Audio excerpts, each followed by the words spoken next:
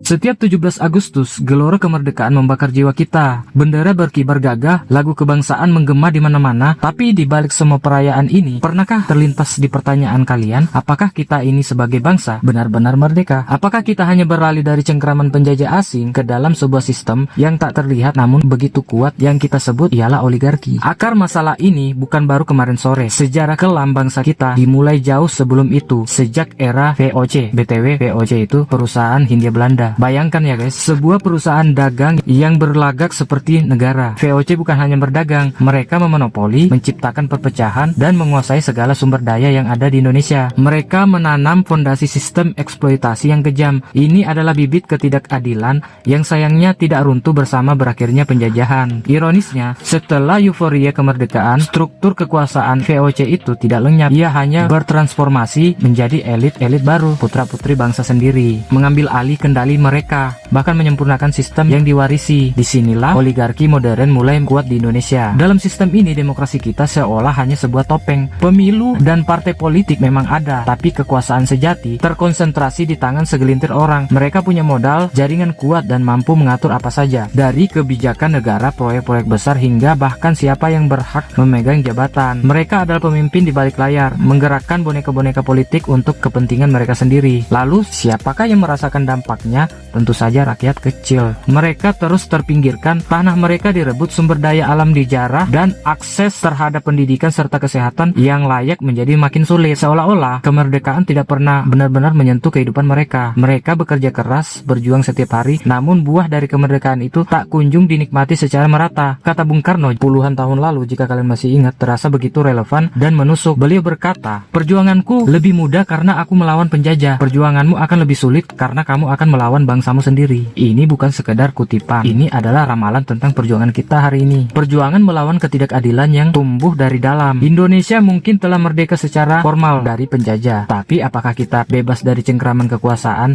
yang tak terlihat ini? Karena kemerdekaan sejati seharusnya milik kita semua.